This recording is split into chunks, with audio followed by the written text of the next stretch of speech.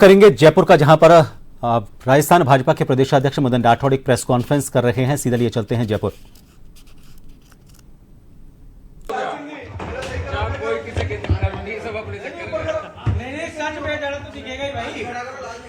एक तो वो जो कवि सम्मेलन होता है ना, उसमें भी हम रॉ मटेरियल है।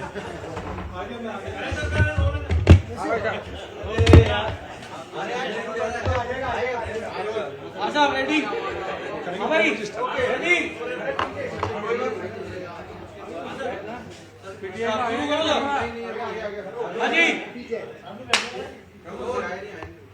कौन रह गया? पीटीआई का कैमरा रह गया। आजाद दो, आजाद एक मिनट। बिल्कुल सर, हम तो आप कहोगे कितने दिन इंतजार करें। 21 तक है नामांकन की तारीख। रोज बुलाओ, भले शाम को रोज अपडेट करो। बुला के चाहिए यही कह दो कि भाई आज घोषणा नहीं हो पाई, कल लेकिन बुला लो। नहीं, ये भी हो सकता है। बड़ी बात है। अरे अध्यक्ष जी कह रहे तुम्हारे सबके अरमानों में पानी फिरने वाला है, तुम्हें पता क्या है कि मैं क्या बोलूंगा। वाह बाबूलाल जी, स्वयं आ गए। लगा फटाफट लगा। बाबूलाल जी का हाइट का और कोई है? नहीं नहीं, पूरी बनाइयो। ये घायल है कि घायल है? बटन पकड़ दी तभी रखो। अंदर से बटन में बीच में छेद तो है। बाबूलाल जी लाल दबा के भूल जा तू। घायल है और घायल करते हैं।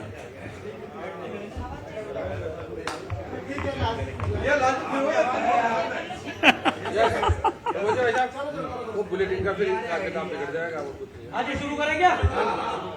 शुरू करें।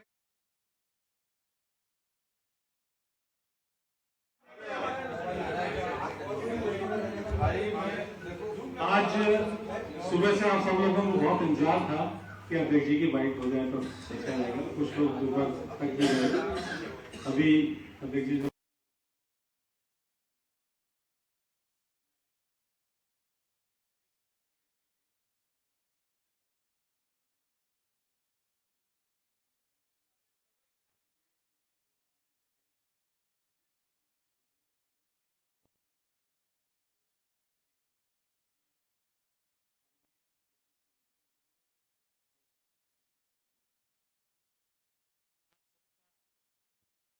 धन्यवाद।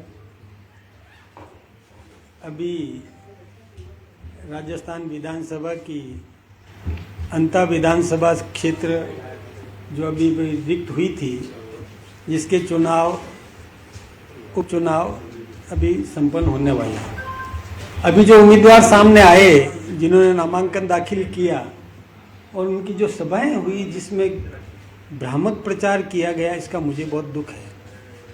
मुझे इस बात की बहुत चिंता है कि वो एक रटी रटाई सी पहले से सोची समझी और वही बात दोहराते दोहराते उन्होंने लगभग 1.25 साल निकाले। हमेशा वो पर्ची, पता नहीं उनको रात को सपने में भी पर्ची दिखाई देती होगी। हर बार वो इसी प्रकार की बात करते हैं, जबकि हमारी सरकार ने जो विकास के काम किए वो न केवल अंता क्षेत्र की जनता, अपितु पूरा राजस्थान और हिंदुस्तान भी जानता है कि वर्तमान हमारे भजन लाल जी की सरकार ने जो कुछ भी राजस्थान में काम किए वो सर्वविदित है, सभी जनता भी जानती है। अब उनके पास में कोई मुद्दा नहीं है। जो उम्मीदवार मैदान में आए, उन्होंने कोई भी नीतिगत बात नहीं की, अपने काम की कोई गुणवत्ता नहीं दिखाई और केवल भारतीय जनता पार्टी की सरकार या केंद्र की सरकार इसके बारे में बोलते रहे। जबकि कोई भी उम्मीदवार मैदान में आता है, मैं ये सोचता हूँ एक स्वस्थ परंपरा ये होनी चाहिए कि वो अपना एजेंडा पेश करे। अपना एजेंडा यदि रखेंगे तो जनता को सही दिशा मिलेगी कोई भी निर्णय करने में। अब हमारे पूर्व मुख्यमंत्री आदरणीय गहलोत साहब ने भी वही बातें दोहराई, नेता प्रतिपक्ष जूली साहब ने या पूर्व उप मुख्यमंत्री सचिन पायलट जी ने अथवा सम्माननीय डोटासरा जी ने, सभी ने वही बातें दोहराई और इसी प्रकार का भ्रामक प्रचार करने का काम करते हैं। ये देखिए, राजनीति के अंदर अपनी बात रखना चाहिए, अपनी विशेषता क्या है। अब वो ये बात नहीं रख पाए कि उन्हीं की पार्टी के एक वरिष्ठ मंत्री जो भरत सिंह जी कुंदनपुर, जिन्होंने खुला एक नारा लगाया था, भाया रे भाया खूब खाया। अब इस प्रकार के भ्रष्टाचार के आरोप उन्हीं के एक मंत्री ने लगाए, और वो मुख्यमंत्री जी उस समय के, या उस समय के उप मुख्यमंत्री जी, उस समय के शिक्षा मंत्री जी और वर्तमान नेता प्रतिपक्ष सभी उनके गुणगान करने में लगे हुए। तो क्यों नहीं वो अपने जो दिवंगत आत्मा जो अभी अभी इस दुनिया छोड़ करके और वो परलोकवासी हो गए, उनकी बात को उन्होंने कतई याद नहीं रखा, उनकी बात का उन्होंने कतई ख्याल नहीं किया कि इतना एक, जिसको मैं एक आदर्श राजनेता के रूप में मानता हूँ, भरत सिंह जी कुंदनपुर को, कि जिन्होंने इस प्रकार की बात कही थी खुलेआम, भाया रे भाया खूब खाया। मैं जानता हूँ प्रमोद जैन जी भाया मेरे साथ निर्दलीय विधायक थे, मैं भारतीय जनता पार्टी से विधायक था, वो निर्दलीय थे, कांग्रेस को हरा करके, जमानत जब्त करवा करके और विधायक बन करके आए थे 2003 के अंदर। आज उसके गुणगान कर रही है कांग्रेस पार्टी का प्रदेश अध्यक्ष भी गुणगान कर रहे हैं, कांग्रेस पार्टी का उस समय का जो मुख्यमंत्री गुणगान कर रहा है। थोड़ा विचार करना चाहिए। फिर जो भ्रष्टाचार की बात करते हैं, भ्रष्टाचार की पराकाष्ठा तो किसने की? ये उन्हीं की पार्टी के एक मंत्री ने खुल्लम खुला कह दिया। यही नहीं, उस क्षेत्र की जनता भी जानती है। ये ठीक बात नहीं है। ऐसे राजनेताओं को विचार करना चाहिए कि कौन सी बात किसके लिए रखें। अब कोई जातिगत गणित को लेकर के और मैदान में उतरा है, नीतिगत गणित कुछ भी नहीं है। नीतिगत सोच कोई, देखिए, देश काल की सोच होनी चाहिए, राष्ट्र के उत्थान की सोच होनी चाहिए, राजस्थान के विकास की सोच होना चाहिए। उस दिशा में तो कोई काम नहीं किया। मैं यदि बात करूं सम्मानीय गहलोत साहब की, तो वो जहां जिस क्षेत्र में चुनाव हो रहे हैं उस क्षेत्र में वो कह रहे हैं कि हमने क्या विकास के काम किए। उनको ये नहीं दिखा, पानी की व्यवस्था करी, ERCP की योजना की, जिसका लाभ उसी क्षेत्र को मिलने वाला है। ये उनको ध्यान में नहीं है। जो 5 साल तक लगातार कुंडली मार करके बैठे रहे, ERCP की योजना जो पूर्व मुख्यमंत्री हमारी आदरणीय वसुंधरा राजे सिंधिया जी ने शुरू की थी, उसके बाद गहलोत साहब की सरकार आ गई, 5 साल तक उस पर कुछ नहीं कर पाए। केंद्र के मंत्री गजेंद्र सिंह जी शेखावत बार बार बुलाते रहे कि आप अपना सेक्रेटरी तो भेज दीजिए, आपका मंत्री भेजो तो भेजो, नहीं तो सेक्रेटरी तो भेजो जो चर्चा करे, हम पानी दिलवाना चाहते हैं मध्य प्रदेश से। लेकिन वो अपना सचिव तक नहीं भेज पाए। और हमारी सरकार ने आते ही सबसे पहला काम वो किया, ERCP की स्वीकृति दिला दी, सहमति कर दी। मध्य प्रदेश के मुख्यमंत्री जी, राजस्थान के मुख्यमंत्री जी और केंद्रीय जल शक्ति मंत्री ने साथ में बैठ करके ERCP का समझौता भी कर दिया। समझौता ही नहीं, टेंडर हो गए, काम शुरू करवा दिया। ये बात भूलते कैसे हैं? और भ्रष्टाचार की बात करते हैं तो भ्रष्टाचार तो किसने पनपाया? वो तो उनके खुद के मंत्रियों ने खुल्लम खुल्ला बोला है। तो इस विषय पर तो उनको चर्चा करना ही नहीं चाहिए था। वो करते हैं चर्चा कि खाद की कमी है। देखिए, खाद की व्यवस्था हमारी सरकार ने की है। हमारी सरकार ने किसान को और उनकी जो मिनिमम सपोर्ट प्राइस बढ़ाने का काम किया है। अभी फिर बढ़ाया है, यानी डबल से भी ज़्यादा मिनिमम सपोर्ट प्राइस बढ़ाया। अभी 3 दिन पहले हमारे केंद्रीय गृह मंत्री आदरणीय अमित शाह जी आकर के गए। हमने पुलिस को कितना मजबूत किया। मैं सोचता हूँ कि मीडिया भी अच्छी तरह से जानता है और इस राजस्थान की जनता भी जानती है कि पुलिस को चाक चौबंद किया, कितनी जिप्सियाँ दी, कितने बोलेरो गाड़ियाँ दी नई ला करके, कितनी महिला पुलिस कर्मियों के लिए स्कूटी दी, कितना उनको साधन संपन्न कराया ताकि अपराधों पर किस प्रकार से अपराधी को तुरंत पकड़ा जा सके। ये सब जानते हैं कि कांग्रेस के राज में पुलिस मार खा के आया करती थी। हमारे समय में अपराधी तत्काल पकड़े जा रहे हैं। किसी भी अपराधी को बचने नहीं दिया, हमने तुरंत गिरफ्तार किया है घटना घटित होते ही। अब एक मुझे तो आश्चर्य हो रहा है, मुझे बहुत दुख भी है कि कल जो एक बस दुखांतिका हुई, मुझे इसका बहुत दुख है। लेकिन एक बात विचार करना चाहिए कि बस, एयर कंडीशनड बस के अंदर एयर, वो जो उसका जो होता है वो लीक हो जाए और आग पकड़ जाए, इसमें सरकार की गलती है? क्या बात करते हैं, कुछ सोचो तो सही। ऐसी घटनाओं पर राजनीतिक स्टेटमेंट देने से पहले विचार करना चाहिए। थोड़ा मतलब संवेदनशीलता तो होना चाहिए। छिद्रान्वेषण करो, कमी निकालो, गलती हमारी है तो निकालो, हम सुधार करने के लिए तैयार खड़े हैं, लेकिन विषय वस्तु पर तो ध्यान देना चाहिए कि किस विषय पर चर्चा कर रहे हैं। ये दुखद घटना हुई, बहुत दुख है इस बात का, हम सबको बहुत दुख है।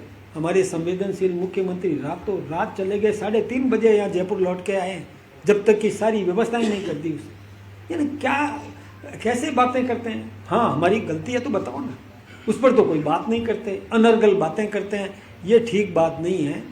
हमेशा किसी भी विषय पर कोई भी चर्चा करे, सकारात्मक विपक्ष की भूमिका निभाना चाहिए, लेकिन उनके पास में मुद्दे है ही नहीं, किसी भी मुद्दे पर वो चर्चा कर ही नहीं सकते। आपसी सिर फुटोवल की बात तो उनके अंदर थी, कितनी वो आपस में एक दूसरे को नकारा निकम्मा कहते थे, ये सर्वविदित है। किस प्रकार से भ्रष्टाचार की बात होती थी कि स्वयं मुख्यमंत्री जी की मौजूदगी में, शिक्षा मंत्री जी डोटासरा जी की मौजूदगी में, यानी उस समय के मुख्यमंत्री गहलोत साहब, उस समय के शिक्षा मंत्री और प्रदेश कांग्रेस के अध्यक्ष डोटासरा जी, उनके सामने शिक्षकों ने खुलेआम आरोप लगाए। तो अब ये क्यों, अपना सोचो ना, दूसरे के ऊपर आरोप लगाने से पहले खुद का विचार करना चाहिए।